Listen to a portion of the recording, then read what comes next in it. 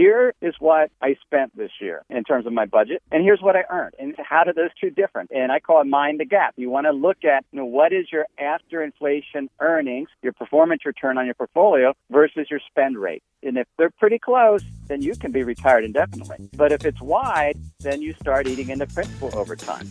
Having some type of side project as a retiree, some other source of income, I think is critical. That's J. David Stein, host of the Money for the Rest of Us podcast. Today on Your Money, Your Wealth, he tells Joe and Big Al about managing our emotions when it comes to investing and market volatility and how to mind the gap between income and spending in retirement. And if that gap's a little too large for you, we've got 99 side hustles that can help you make some more cash.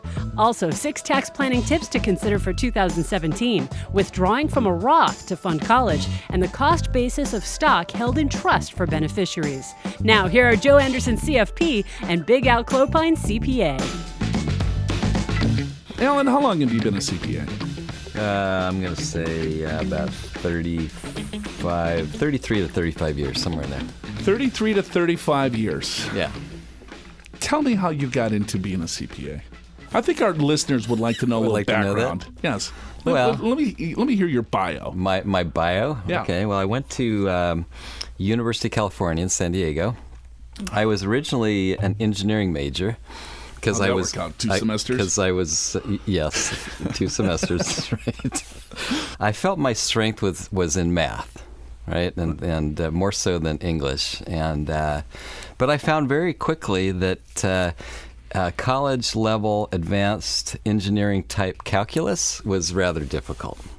And I even went up to my professor, and after about 5 or 6 weekly classes, I said, can you help me out? What is this even for? And I didn't understand his answer. And I knew, this is... And then I asked my uncle, who's an engineer. And he goes, Uncle Bert, this is important if you want to build a bridge.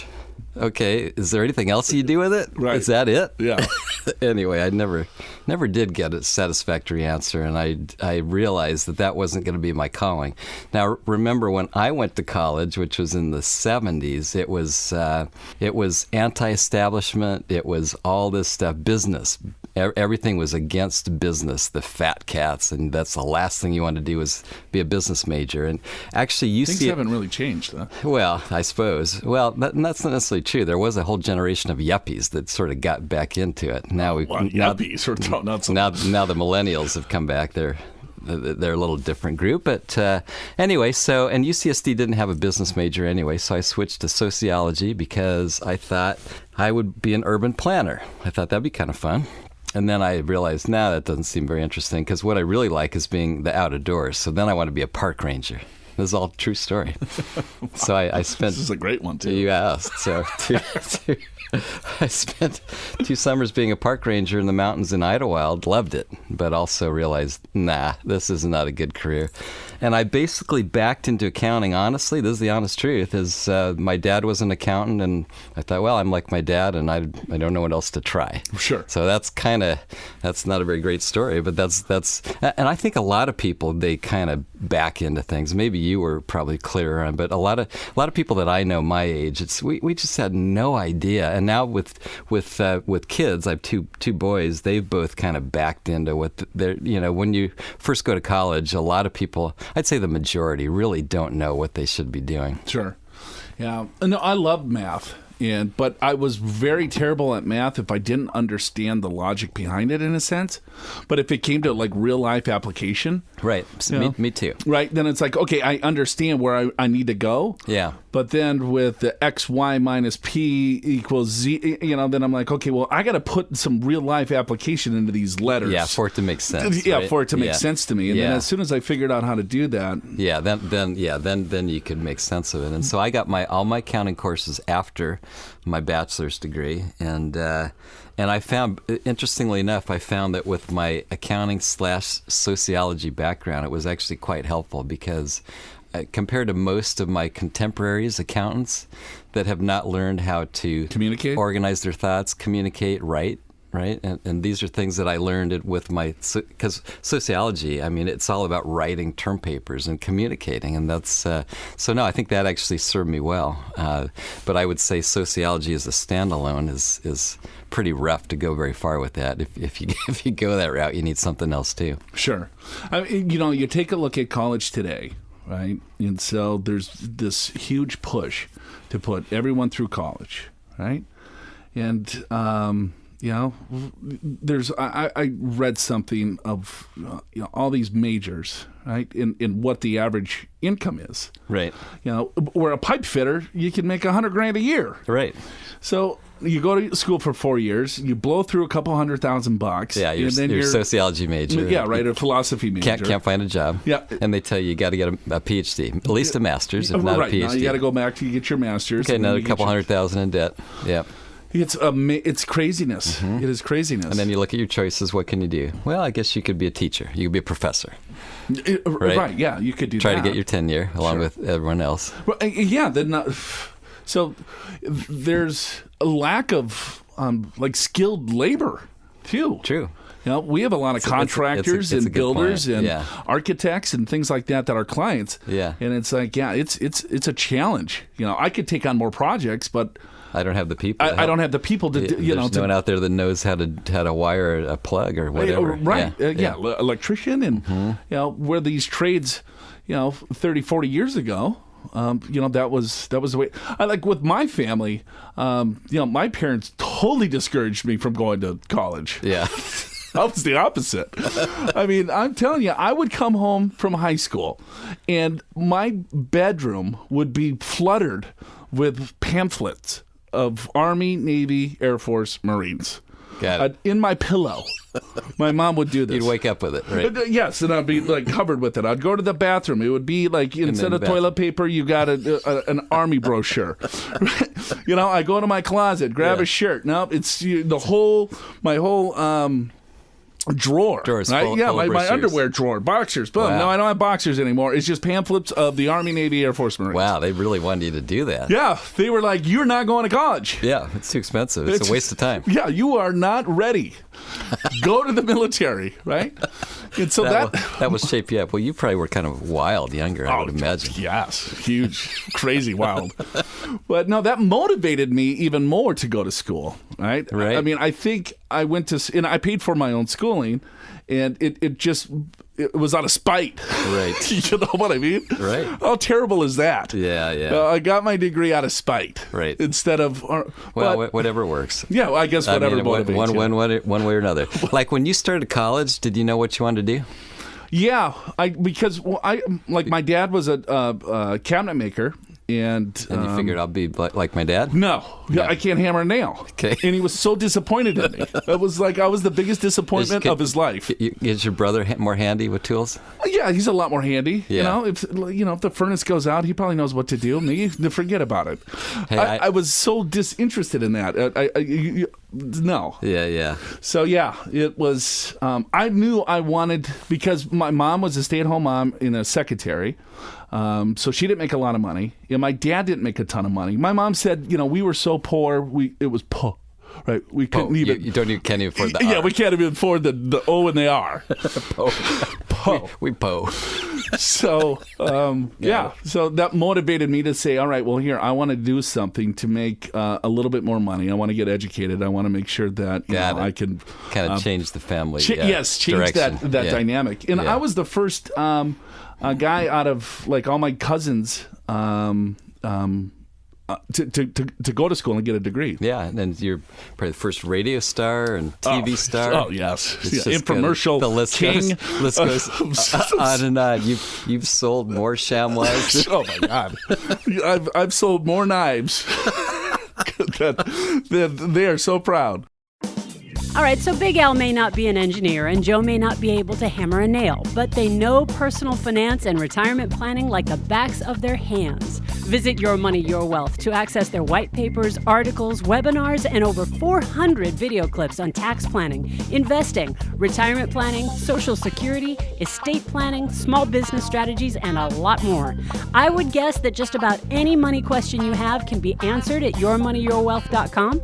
But if by some small chance you need more info, you can always email us at info@purefinancial.com or pick up the phone and call us 888-99-GOALS. That's 888-994-6257. Alan, it's that time of show. It is, where we have someone smarter than us. A lot smarter. Well, yeah, extremely. Yes. We have David Stein on the line, and he has a phenomenal podcast, which I would recommend everyone to check out. It's Money for the Rest of Us, because money can get complicated. It sure can. And it's like, well, what about me? So I want to welcome David. David, thanks so much for joining us. Great. Good to be here. Thanks. Hey, just tell our listeners a little bit about your background and why did you start Money for the Rest of Us? Well, sure. My background is as an institutional investor, so I spent 15 years on the investment side, first advising endowments and foundations, and later, actually, we launched what's called an outsourced CIO product, where we actually manage the investments for the endowments and foundations, did the asset allocation, and sort of chose managers, et cetera, sort of took over the whole thing. And so I was our firm's chief investment strategist and chief portfolio strategist for that particular product. And I did that for 15 years, but I was ready to, I was in my mid-40s, and I was ready to try something else. And so my partners bought me out, and I called myself early retired for a year or two, and then found myself missing teaching investing, missing teaching about the economy. And so I launched the podcast a couple years ago, just so I could continue to, in this case, help individuals understand what's going on with money, investing in the economy. You know, given this week, had a lot of experts kind of on their toes a little bit. We had Donald Trump is now our president. And I think I'm sure you watched the futures a little bit when they were, I guess every TV, newscast was kind of showing it as Donald Trump was pulling ahead. You saw the futures go down 700 points. So everyone's thinking, oh man, the market's going to crash. But the week has been okay. I mean, how the heck do we explain that? We explain it by saying you cannot predict these one-off events. And because I had listeners expressing concern, well, if Donald Trump got elected, the market's going to crash. Should I be pulling my money out now? This is a month or two ahead of time. And my response was, one-off events, you just can't predict what the reaction will be. And so, not to say you can't ever predict, but the reality is the market, let's say the S&P 500, to measure U.S. large company stock, falls on average 5% or more about 3.5 times per year. So this is normal market volatility. Now, what I teach and the way I've always invested was to adjust one's asset allocation for what I call regime changes, where the risk of a recession is high, the risk of a 20% type decline in the stock market is high, and there's a little more forecasting or predictability, or at least can manage the risk. But these short-term, binary, this particular person is going to win or lose, or let's say the Brexit, you can't predict both what's going to happen or even how the market's going to react to it. I mean, you're actually making two predictions there. What's the outcome going to be, and then how the market's going to react to it. Right. It's but we're emotional creatures, and I think that's one of the biggest things from an education perspective is that, hey, you cannot worry about the short-term volatility. This money, what's the goal for the money? You probably need it for your retirement over the next 10, 20, 30, 40 years. So we'll have many more presidents, we'll have many more corrections, and we'll have many more, crises and everything else. What are some of the things that you're talking about on your podcast nowadays? Well, let me just follow up with that other point, because we do have to manage our emotions. And one thing you do, I mean, let's say somebody, and I had people approach me where they might have sold a business, they might have some cash, and this election's coming up. And I don't give specific advice, but in the spirit of general education, I've told people it's okay to wait till after the election and then put the money to work. I mean, these are not do or die decisions, right? I mean, ultimately, most of us are long-term buy and hold investors, but we have to do things to help us manage those emotions And one might be your dollar cost average in if you get a lump sum of cash, or you can wait out. It's going to be a big binary event. It's okay to wait before you invest. In terms of the podcast, things we've talked about recently, and the way the show's structured is just whatever happens to be of most interest to me, which tends to be also be interest to listeners. And so, one of the things I experienced is my insurance company had a 50% proposed increase for our health insurance. And so that got me thinking, what's going on here? So we did an episode recently on what is driving these dramatic increases in health insurance cost. And it turns out much of it is pharmaceutical companies essentially have monopoly power to price pharmaceuticals, particularly expensive cancer treatments, at whatever price they can get away with. In other words, the price discipline is how badly will politicians and doctors yell when they set the price. In that type of environment, that is what's driving up healthcare costs and healthcare premiums. And then what? The EpiPen, right? That was pretty big news. It's a perfect example, right? In this case, people did yell after they. I don't know what the 5,000% increase or whatever the significant increase was, but that is predominant throughout the healthcare industry, and ultimately, it's something that the Trump administration is going to have to deal with because it's come to a head. Hey, David, this is Al. We've got a lot of retirees listening and pre-retirees, and I know your podcasts sometimes deal with retirees. What is some of your best advice that you would give to somebody that's just about to retire? What are the things they ought to be looking at? Well, first off, it is an absolutely huge transition, and people don't realize it, from having income where you have a job and suddenly you're living off of your investments. And I did that when I was in my mid-40s. So, I quit my job, and here's my nest egg, and I have to live off of it. And it's jolting. And so what I tell retirees is find a source of income outside of investing. Have a lifestyle business or something of interest. And I think most retirees want to do something. Because reality is, it can be boring being retired if all you're doing is playing golf. And that's kind of a cliche, but that's the truth.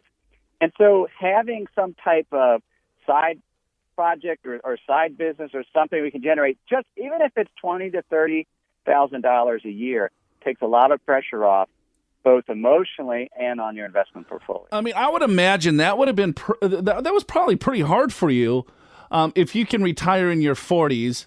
I would imagine there was a couple of dollars in your bank account, and being very good at managing money, right? But then the emotions that you have personally over your money versus being an institutional investor, I think are two different things. And then once you're looking at, hey, this nest egg's going to last me 60 years, to keep your own emotions at bay was probably fairly difficult. Oh, exactly, because one can't even imagine a 40-year retirement. We can't comprehend what that's even like. And so, ultimately, the way that you do it is you have to just manage 1 year at a time. Right? Here is what I spent this year in terms of my budget, and here's what I earned. And how do those two difference? And I call it mind the gap. You want to look at what is your after inflation earnings, your performance return on your portfolio versus your spend rate. And if they're pretty close, then you can be retired indefinitely. But if it's wide, then you start eating into principal over time. And ultimately, my solution was to find a way to generate some additional income, because in the 4 years or 5 years I've quit my job, income, like interest rates, have basically been cut in half. Or other strategies, income-oriented strategies, are generating much lower yields than they did even 3 or 4 years ago. And so in that environment, people having some type of side project as a retiree, some other source of income, I think is critical. Maybe, when you get into your 70s or 80s, you can pull back. But if you're in your 50s or 60s, one, you'll be bored if all you're doing is traveling or something. Or maybe you just have to do something. Right. And I think, well, the dollars and cents is one thing. The money is one thing. But just the sense of still feeling purposeful, right? That you have meaning, I think is key too. A lot of financial shows such as ours is like, all right, well, let's talk about taxes, investments, inflation, and blah, blah, blah. But then at the other side of, the microphone or the speaker, it's like, well, what the hell am I going to do with my life here? I got all the money I need, but I'm bored as hell. And, what am I going to do here? Oh, yeah. And people need a routine. And even as a retiree, you need some type of routine that, this is what I do on a Monday or Tuesday. I mean, you take breaks from it, but having something, you have to be creating something ultimately. There has to be some outlet to create. And maybe that's working with a charity or not-for-profit. Maybe it's creating within an employment. Maybe it's a hobby. But there needs to be a formalized creation, in my mind, of people creating something every week. And maybe you get paid for it, maybe you don't. But you have to have the routine in terms of creating. That's David Stein, folks. Please go to moneyfortherestofus.com. Check out his podcast. David, hey, thanks so much for your time. Hopefully we can get you on back soon. It'd be great. Thanks for having me. Hey, Southern California, are you on a smooth, well-paved road to retirement, armed with a good roadmap and clear directions? Join one of our certified financial planners for a free lunch and learn in San Diego or Orange County and learn how to pave your road to retirement. Visit purefinancial.com/lunch to register for one of these free events, lunch included. Learn about investing for your future, generating retirement income, retirement plan distributions, and how to minimize your income taxes. Get on a good road to retirement. Visit purefinancial.com/lunch to register for a free lunch and learn in San Diego, Brea, or Irvine. That's purefinancial.com/lunch. Time now for Big Al's List. Every week, Big Al Clopine scours the media to find the best tips, do's and don'ts, mistakes, myths, and advice to improve your overall financial picture in handy bullet point format. This week, 6 tax planning tips to consider for 2017. I don't necessarily agree with all these. All right, but let's do it. Let's see what we have. But most of them I do. What's the title? 6 tax planning tips to consider for 2017. 6 tax planning tips. Yeah. So right. Number 1 is bunch expenses. Yeah, shelter your interest income inside your retirement accounts. If your investment portfolios are going to hold bonds, it's best to hold these bonds inside tax-deferred retirement plans, such as IRAs and 401ks. Asset location is what that's asset location, which that's a great concept. Although I will say, if you're in your 20s and 30s, you probably want mostly stocks in all of your accounts anyway. But this is probably more appropriate as you get into your 50s and 60s. Here's the problem with when people hear asset location strategies on the air. They'll come in and they say, you know what, Joe, Al, I've been listening to you. And then, I heard asset location. Yeah. So, they have $1 million in their retirement account, and then they have $50,000 outside of their retirement account that's in a brokerage account. That's right. So the $50,000 is all in stocks, and then the $1 million is all in bonds. Correct, because that's what you told me to put bonds in my retirement account. Well, yeah, the first step is to have the right asset allocation. Yes. Which probably is, I'm just going to say, that's a common one. 60% stocks, 40% bonds. So if you have, in that example, $50,000 in stocks go in your trust account, non-retirement, and then $550,000 of stocks would go in your retirement account, $400,000 bonds. That's what we're talking about. I think that's a good clarification. Here's the next one. Review your taxable account investments. Consider tax-efficient mutual funds or separately managed accounts that strive to limit the number of taxable events inside of your portfolio. With combined federal and state capital gain rates possibly totaling over 30%, buy and hold strategies may be a suitable option for some investors. Agree or disagree? I had no idea what you just said. What I just said because you weren't listening. Because you're reading. It's very difficult. You got your glasses on and you got like the smallest font. I know, right? That's why I have the glasses on. We got to get you some bigger font there, bud. Well, I do agree with the concept. The concept is, to the extent that you have assets outside of your retirement account, make sure they're as tax efficient as possible. Buying and holding is a lot better than day trading. Oh, okay. Now I get what you're saying. Yeah. See, now you're talking normal. Yeah, now, right. Yeah, so you want tax efficient, let's say if you have an actively managed fund versus maybe an exchange traded fund. Yes. Well, the actively managed fund could kick out dividends, short-term capital gains, and that's right. Turnover within the fund. Then that shows up on your tax return. You could lose money in the mutual fund, and you still have to pay tax on it because they they have to distribute those gains within the fund, so it's not necessarily tax efficient, where an exchange-traded fund is extremely tax efficient. Yeah, and how many times do we see people, they'll buy into an actively managed mutual fund in December, and then they have this big capital gain dividend, even though they weren't even in the fund for the year. Yeah. So, yeah, watch for that. Here's the next one. Rebalance your portfolio using cash flow. I don't know that I agree with this, but I do. But well, if you can, but they're saying selling existing investments to rebalance the portfolio should typically be the last resort because selling can generate taxable gains. Oh, well, well, I mean, who's he talking to there? Because most people have their money in a retirement account. I know, right? But to the extent that you don't, right? So I would phrase it a little bit differently. I mean, if you need cash flow, and that is a good time to rebalance. In other words, your stocks have done a run, so you sell some of your stocks, right, to pull money out instead of doing it when you don't necessarily need the cash flow. That's an appropriate concept, but I don't want you to get the idea that rebalancing your portfolio you wouldn't do unless you're pulling cash out because you're worried about taxes. Right. I think the investment part's more important than the taxes, although I agree with that. They're both important. Don't get me wrong. I think they were getting cute. Who's the author? Mark Avalone. Avalone from where? Forbes. Okay, whatever. You know what I mean? He's a journalist. So yes. He heard something from someone, and it's like, okay, well, here, it's more efficient. Let's say if you have dividends coming out of your stocks, instead of selling the shares, you take the dividends, you put that in cash, and then you rebalance with the cash. Yeah, that's a decent strategy, but yeah, he's kind of getting a little too cute. Yeah. He's getting a little too big for his britches. I like the next one, though. Realize tax losses throughout the year. Yeah, if you do tax loss harvesting, your rebalance is not going to hurt you. Right. Exactly. Because that loss will offset that gain short-term or long-term every time. That's right. Yeah, and we've talked about that on a lot of shows. We don't have to go into that right now since we only got a couple minutes. The next one is make a contribution to an IRA or Roth IRA. Completely agree. What he doesn't say is a 401k, which is even better. If your company has a 401k. Right. Because an IRA, you can put $5,500 in, and a 401k, it's $18,000. And then there's a catch-up. There's an extra $1,000 if you're over 50 in an IRA, and an extra $6,000 if it's a 401k. So you can actually get a lot more money into 401k if you have one. Plus, not to mention, probably many employers have matches. So you put money into the 401k, you get an employer match as well.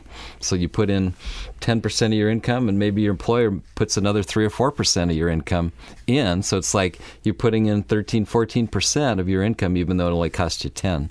So yeah, good deal, right? Yeah. Is that it? Finally, consider a Roth IRA conversion. Oh, wow. You agree? I agree. Next.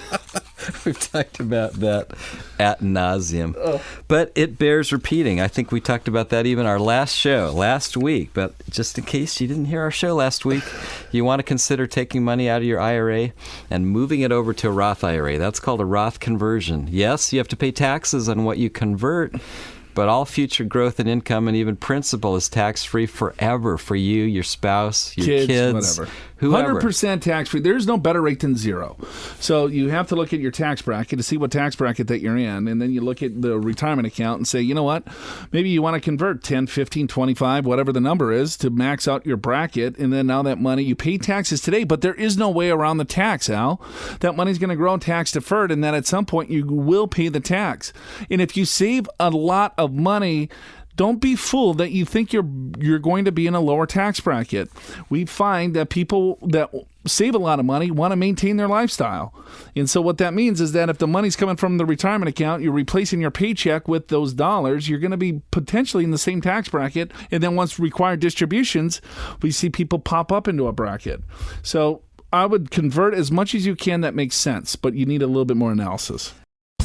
Get that retirement analysis by signing up for a free 2-meeting assessment with a certified financial planner at yourmoneyyourwealth.com. Also on the website right now, if you or someone you know is turning 65, it's time to start navigating the Medicare maze so you can choose the right plan for you at the right cost. The Understanding Medicare video series featuring certified financial planners Joe Anderson and Jason Thomas is available now, free and on demand, from the Learning Center at yourmoneyyourwealth.com. Learn the basics of Medicare, how to bridge the gap to Medicare, and 11 common Medicare mistakes to avoid. Just visit the Learning Center at yourmoneyyourwealth.com to watch the Understanding Medicare video series for free on demand.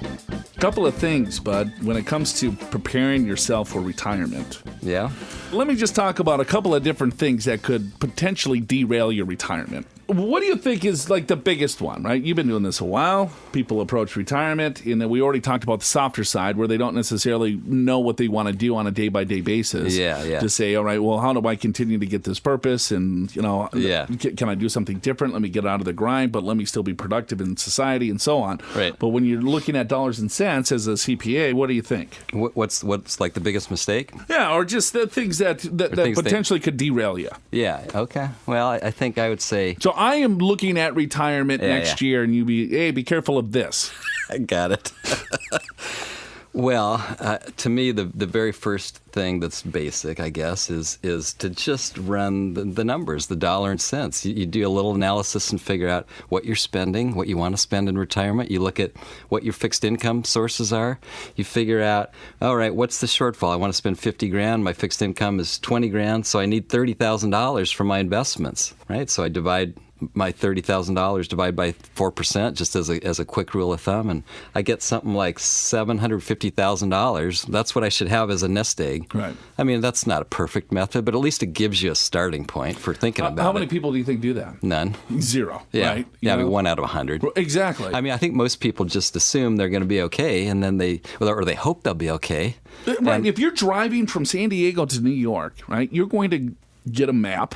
Right. And you're going to look and say, all right, well, here's the road, here's the freeways, here's where we're going to stop. We're going to stop in this city at this time. We're going to do this. Right. And it's winter, so we're going to go take the south route. Right, exactly. We're going to go through Chattanooga and then come back up. Or summer, we're going to go north because we want to avoid the heat in Texas or whatever. Right. And you'll probably make sure the GPS is working. Yeah, that's right. You'll have extra water. Yes, and you'll probably have a couple extra credit cards. Maybe you put one in the glove box just in case your wallet gets... Have an extra banana or granola bar in case... Right, you're going to be prepared for that, and that's just a stupid trip across country in a car. Yeah, that's not the rest of your life. No, and that trip might cost you a few $1,000s. Yeah, retirement's going to cost you a couple million, probably. Total cost from if I have a 30-year life expectancy. Yeah, even if I want to spend $50,000, if I look at an inflation rate with that, $50,000 per year, increasing that up. That's not even a stretch. Right. And so, but most people just look either at an age. Okay, well, at 65, I'm going to punch because I have a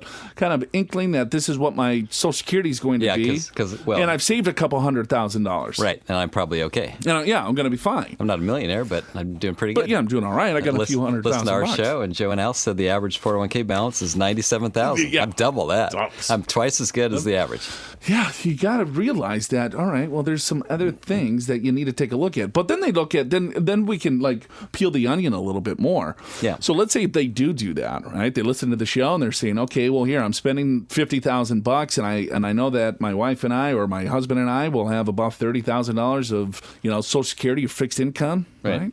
So I'm short X, and then they do the equation. They're like, okay, well, I need $500,000, $1 million, $700,000, whatever the number is. Yeah. So then they just look at the number and they keep the exact same investment strategy throughout. Right. Right. Yeah. And so it's like, okay, well, now those dollars need to work for you. Right. They need to generate income. So how are you going to generate the income that you need? How are you going to be pulling the $10,000, $20,000, $30,000 out of the portfolio? What assets are you going to pull from?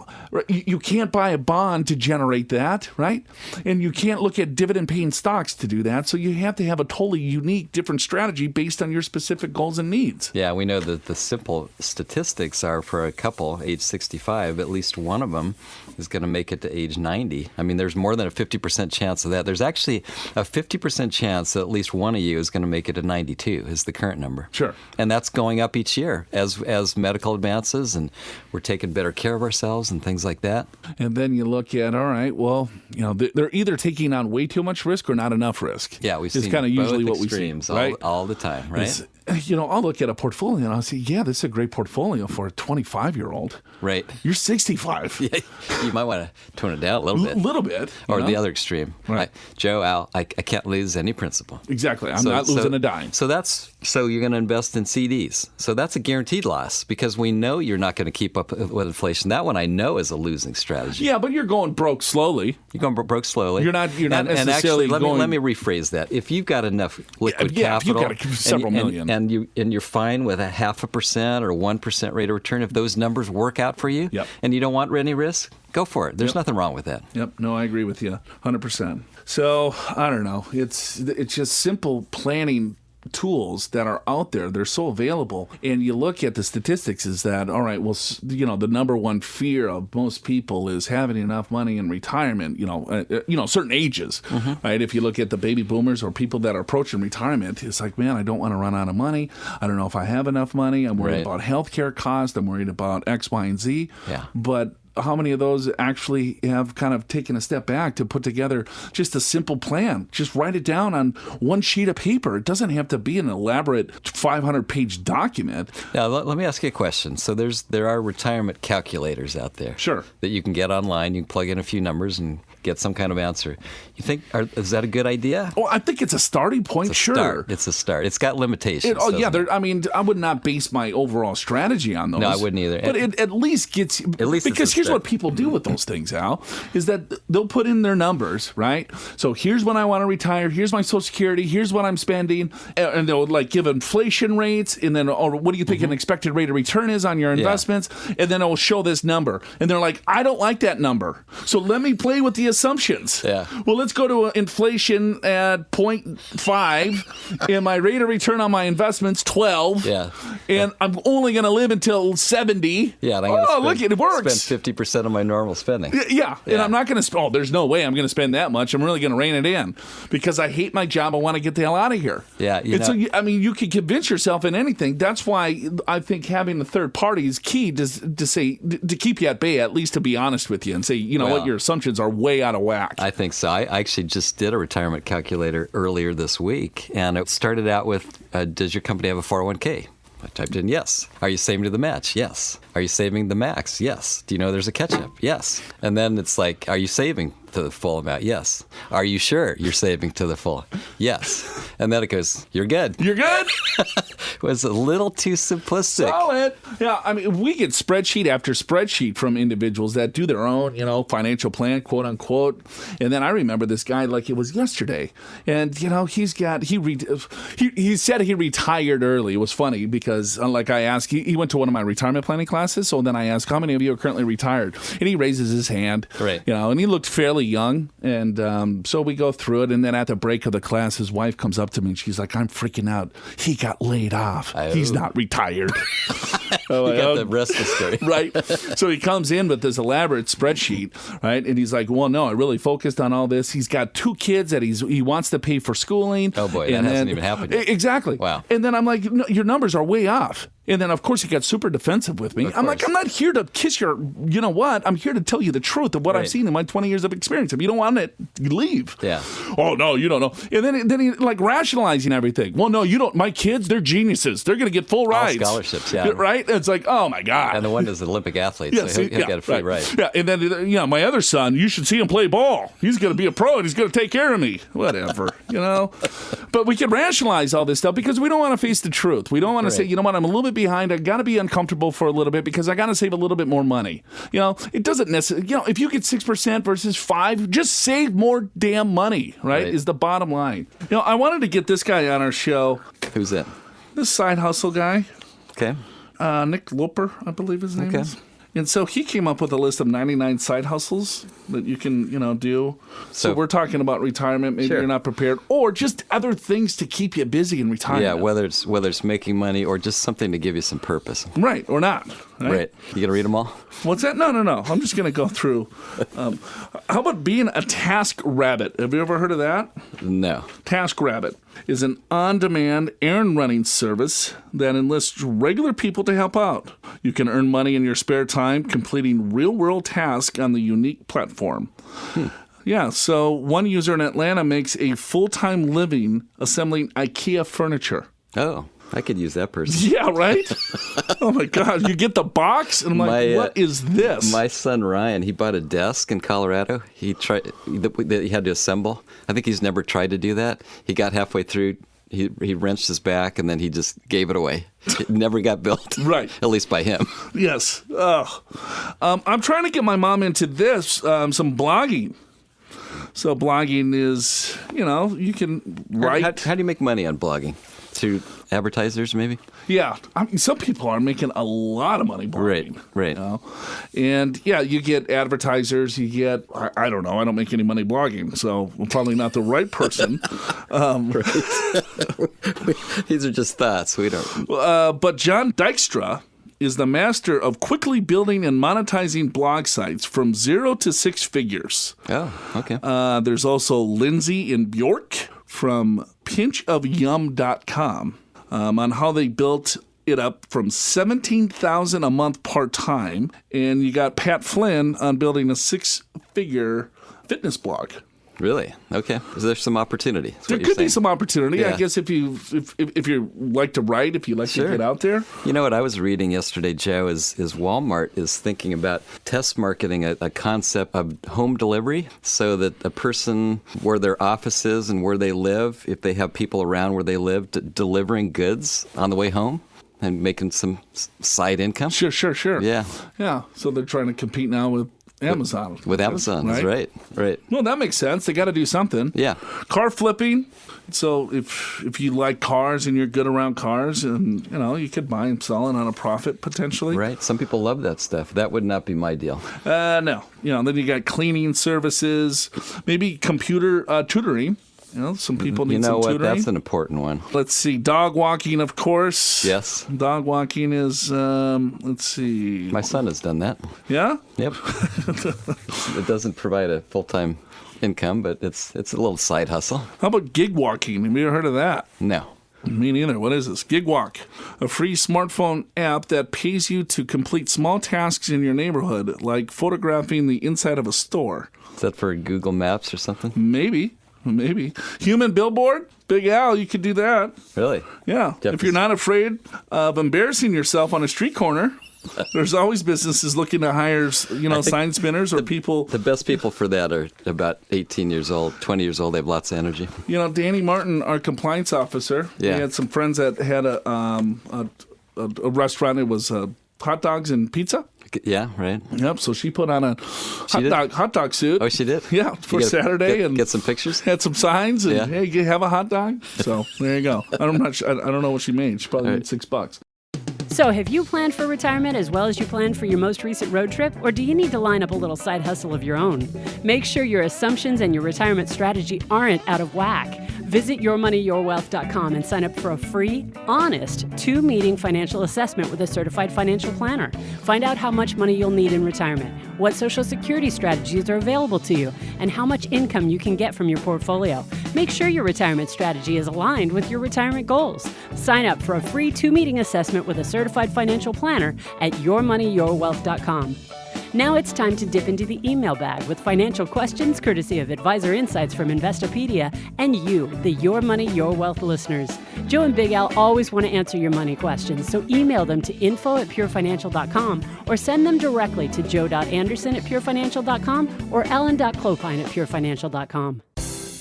Now it's time to dip into the email bag with financial questions courtesy of Advisor Insights from Investopedia and you, the Your Money, Your Wealth listeners. Joe and Big Al always want to answer your money questions, so email them to info@purefinancial.com or send them directly to joe.anderson@purefinancial.com or ellen.clopine@purefinancial.com. All right. I'd like to withdraw from my Roth IRA contributions ASAP for educational expenses. But my HR department is telling me that I need to wait until my termination in a month or so before I can touch with Vanguard to withdraw my funds. Something doesn't sound right about this. Why did they tell me this? And are they being truthful? That's a good question. So the title of this email is, can an employer prevent a Roth IRA withdrawal until I've left the company? Okay. Well, let me maybe clarify. A Roth IRA is an individual account. That would have nothing to do with your company. So I assume it's a Roth 401k probably that they're talking about. Would you guess? It's with all right. So two different. Yeah, right. Yeah. So I guess we can answer two questions. Yeah. Let's start with the IRA. Yeah. If you had a Roth IRA, it has nothing to do with your employer. So, why are you calling your employer? You can take contributions out, and you can take out what you contributed dollar for dollar if you want to. There's no penalty. If you take out the earnings and you're younger than 59 and a half, then there's penalties there. Right. in taxes. So, but maybe the HR lady is like Ma Bell. She's like, oh, Jeffrey, you don't want to be taking money out of your Roth IRA. Yeah. She could be like just being motherly or fatherly. But let's say it's a Roth 401k, which seems more likely. So, and that could be true, Joe, because in a lot of cases, you cannot necessarily take money out of your 401k before you either retire or terminate from service or age 59 and a half. That's a common stipulation in these plans. And I don't know the age of this individual, but they're stating they want to use it for educational expenses. So I would imagine they're a little bit younger. Yeah, unless they're using it for a kid. But yeah, chances are they're younger than 59 and a half, I'm guessing. So here's some confusion. So there's Roth, right? Good old Senator Roth, 1997. In 1998 was the first time you could contribute to a Roth IRA. Roth IRAs are, after-tax contributions. Put the money in, it grows 100% tax-free. So Roth IRAs, people are familiar with Roth IRAs, hopefully by now, if you've listened to the show for any length of time. The benefit there is, of course, there's no better rate than zero, and so when you pull the dollars out, you don't pay a dime in tax. Some stipulations, it has FIFO tax treatment, first in, first out. So if you ever want to take contributions out of a Roth IRA, you have full access to those dollars. Again, we're talking about a Roth IRA, individual retirement account that you hold at a mutual fund company, at a bank, at a brokerage house, wherever. It's your individual account that you're making contributions on your own, not through your paycheck, but through your savings account or your after-tax earnings that you are voluntarily contributing to into that plan. Yeah, and I think that's important. So that has nothing to do with your employer. Exactly. If you have a Roth IRA, that's your own individual account, which is separate from your employer. So you're making those contributions. Like I said, it doesn't matter. You can always have the access to whatever that you put in. But the earnings need to season inside that Roth IRA for 5 years or 59 and a half, whichever is longer. So if you're in your 30s, no big deal, right? You contribute to it. You started your Roth at 30. You continue to contribute that to that Roth IRA plan all the way until you're 65. Well, you have full access to the money, right? If you want access prior to 59 and a half, you have access to the dollars as long as you're only taking out the basis. Your contributions. Your contributions. So now you got to be pretty careful with this, right? Because the IRS doesn't mess around. There's different forms. Let's say if you do a non-deductible IRA contribution, you file an 8606 form, right? Then it shows to the IRS that you did not take a deduction for that, and they're not going to tax you on that. But you're not filing potentially an 8606 form when you do a Roth IRA contribution. And maybe you've made several Roth IRA contributions throughout the years, and then now you want to buy a new home, or maybe a boat, or maybe a vacation, or whatever it is. And you're like, you know what? I'm going to go after the Roth. And you distribute the entire Roth out. And maybe you have $50,000 of basis and maybe only $10,000 of gain. So you cash the whole $60,000 out. You should only be taxed with the $10,000 if you're under 59 and a half. If you're over 59 and a half, then it doesn't matter. But if you're under 59 and a half, that's where it gets a little bit tricky, because the IRS is saying, well, you're under 59 and a half, you cashed it out, even though $10,000 should only been taxed and penalized because the other $50,000 is basis. How do they know? Yeah, they don't. And so you're kind of on the honor system. But then there's the 5498. 5498. Yeah. That are fairly, well, those are fairly new, aren't they? Yeah, they're pretty new, and those can sometimes have basis on it. It's the whole thing is it's not very well organized and not even very accurate in terms of what the IRS is getting. So it's as a lot of income taxation, you are on the honor system, and if you're ever questioned, you have to show that there is basis. And I think, a simple example, let's say you put $5,000 into your Roth IRA each year, and you did it for 4 years. So you got $20,000 in it, and over that time, or maybe 10 years later, that account's worth $50,000. So you got $20,000 of contributions and $30,000 of growth. You can always take the $20,000 out. We don't recommend it, by the way, right, because you'd rather have that grow tax-free through your retirement years, right? But if you need it, if it's emergency or whatever, you can pull out that $20,000, no harm, no foul, at any age. You just can't withdraw that $30,000 of growth. right? That's what we're saying. You can at age 59 and a half, but you can't do it before that. Unless then you have to take a look at the 5-year clock. The 5-year clock works is with the first dollar that hits your first Roth IRA to have a tax-free withdrawal, a qualified distribution.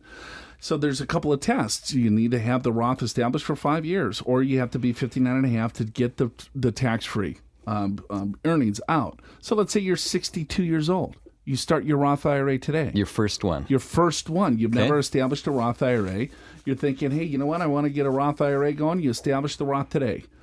Well, now you're 62. You're thinking, all right. And then you're a really good stock picker, and that $5,000 goes to $10,000 in a couple of months. Right. Right? And then, all right, well, here, I'm over 59 and a half. I can take the whole $10,000 out. You cannot. You have to let those earnings season for 5 years.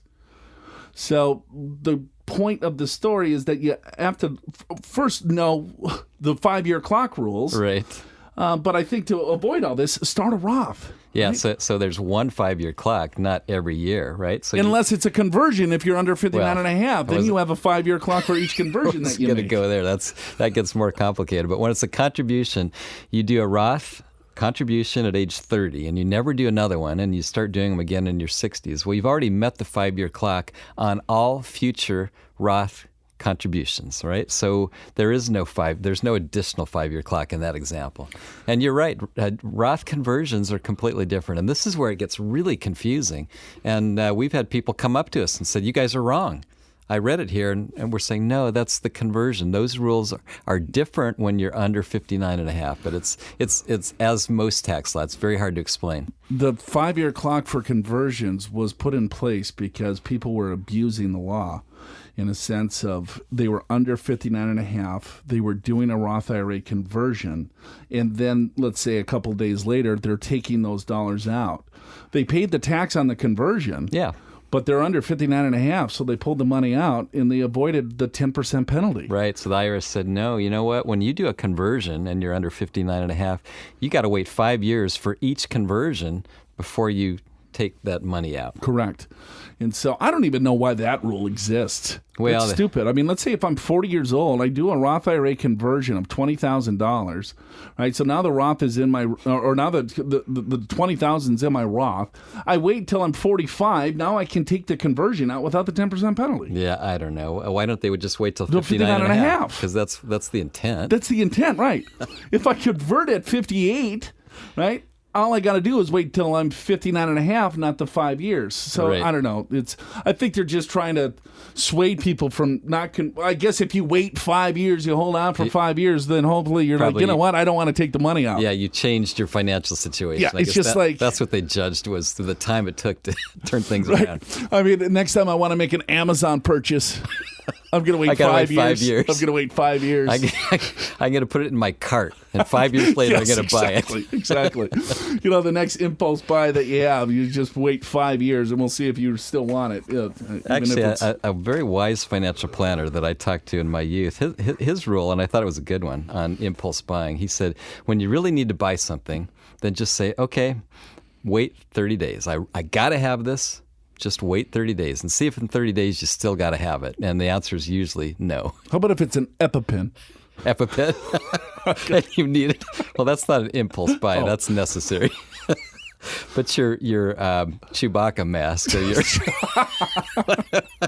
or your Darth Vader mask or whatever it is. Oh, you know what? If you would have waited 30 days on that, you'd be in much better shape. Oh. We're going to have a new segment on the show. The worst bad purchases. Yeah, the worst impulse purchases ever. You know, I was in the gas station, right by our office there. And so I go in and, you know, like before I teach these adult education classes, I pop in there, I grab a water and a Monster, right? Just an energy drink just to get me all fired up. Juiced up, right. Yeah. Okay. So go in there, buy my stuff, and he's like, yeah. Heard you like Darth Vader. How do you know that? He's a big fan of the show. Oh, and we talked about that. Yeah, I was sitting there, and I heard your voice, right? And I'm like, what the hell? Why am I hearing Big Al? Right? I'm in the gas station. He's not here. And then I thought it was my phone. Yeah. Right? And I was like, well, maybe I had the podcast on the phone because I listened to the podcast 24/7. Got it. Because I can't get enough of it. He's the only one. And then the gas station guy, right? All of a sudden there was a commercial. You and I are on the radio. Yeah. Teasing something. And I go, hey, bud, that's me. Yeah. It's like, oh, yeah, wow. Big Al. Love Big Al. Nice to meet you, Joel. Yeah, I don't know what your name is, but we love Big Al. Yeah. Hey, can you tell Big Al to come in? He needs to get Does an he energy need gas? drink. Your Money, Your Wealth isn't just a podcast, it's also a TV show. Check out Your Money, Your Wealth on YouTube to watch brand new shows on banking on your house in retirement with reverse mortgages, creating income streams in retirement, and the A's, B's, C's, and D's of Medicare, including Medicare mistakes. I wonder how many mistakes we just made in the show. I mean, seriously. I don't even know what B means. Is that hospitalization? That's why we got this guy right here, Jason Thomas. Don't miss the Your Money, Your Wealth TV show. Just search YouTube for Pure Financial Advisors and Your Money, Your Wealth. And check back often. We're always adding new shows. We're going to maybe one more email. Okay. And then we'll get out of here. All right, what do you got? Okay. When I pass away, what is the cost basis of my stock that is held in trust for my beneficiaries? Okay. Is that the full question? That is the question. Okay, well, that's easy. So when you pass away, and I'm going to first talk about California, which is a community property state. And California, when you pass away, it doesn't really matter if you're married and one spouse passes away, the other spouse receives a full step up in basis. If you're in a non-community property state, you only get half step up in basis. But to answer this question specifically, so when you pass away and you got assets that will be in trust for the kids, they would get a full step up in basis as long as it's not in a retirement account. So I'm presuming it's not in a retirement account. So you bought this stock for $10,000 and now it's worth $50,000, just as an example. So when the kids inherit it, their cost basis is $50,000, the value at your date of death. Then they can sell it for $50,000 and pay no tax. Had you sold it the day before you passed away, there's a $40,000 gain in that example, and you'd pay tax on that. But your kids in trust, or the trust sells it, doesn't matter, then there's no tax to pay unless it goes up from that point. Maybe that $50,000 stock, by the time the trust sells it, it's worth $60,000. Then there's a $10,000 gain in that example. So that's any non-qualified asset. That's a capital asset. So that could be real estate. Yeah, right? Sure could. So let's say your folks have a property that they bought for, $50,000. It's worth $500,000 today in Southern California, and they pass away. You inherit the house, and you're like, oh man, I got a lot of tax to pay here. Well, no, it's a full step up in basis. So now your basis is $500,000. Hey, does it make a difference if it's in a trust or not?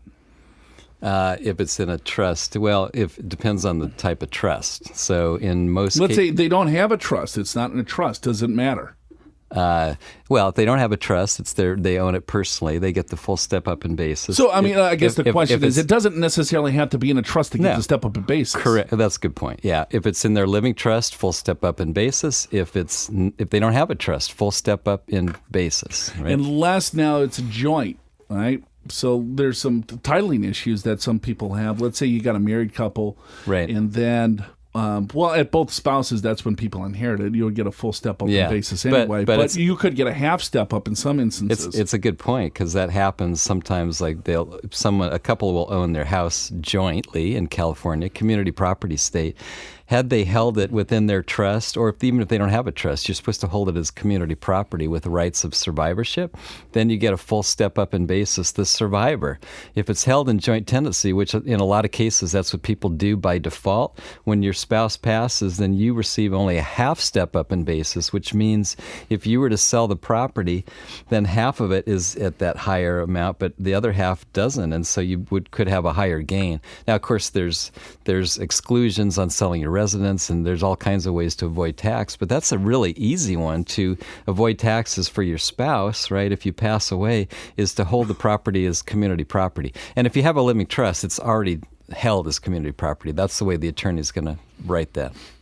But then you get into retirement accounts, and that's a whole different ball of wax. Yeah, retirement accounts, there is no step up in basis, and meaning that you have an IRA, you have a 401k, And because when you pull the money out, then you got to pay tax on it. And when your kids inherit it, they have to pay tax on it, right? There's another one too, is an installment note. If you sell a property and receive a note instead of all cash, in other words, you're receiving payments like you're the bank, well, there's no step up in that note. So when the kids inherit that note, they'll still have to pay tax. They just kind of take over your position. And right. Joe, I just want to say one more thing quickly, and that is a lot of times people in their 80s, they've got rental property and they want to sell it because they know the kids don't want it, and they want to go ahead and sell it to make it simpler for the kids. And that could be a huge mistake because they'll have to pay all the taxes on that sale. If they just pass away with the properties and let the kids do the sale, then there is no tax because of the step up in basis. How about if they live until 100, Al? Have the kids manage. Have the kids manage it. Yeah, right? You could probably do an exchange, 1031 exchange. You could. Right? Just put it into a big property, get a property manager. Yeah, right. And hold on. Yeah, let the kids take care of it at that point. Yeah, well, I think there's a lot of different things too. Like stock portfolios, we'll have individuals will come in, and finally it's like, well, here, I've been managing this for 50 years, and now I'm in my 80s. Can you help manage it? And so then that's kind of a tough position when you're in your late 80s, and maybe I hate to be sexist, but in a lot of those scenarios, it's the old man that had been running the finances, and then he's in ill health, and it's like, well, I want to make sure that the family's taken care of. And it's all non-qualified because in their 80s, there's they didn't have 401ks when they were working. Right. So all their assets are outside of right. retirement. And it's all accounts. individual stocks, and then they never sold them, and they got huge gains. Right. They might be living off of dividends, or they have pension plans. They never necessarily. He's like, well, yeah, can you help manage this? And it's like, well.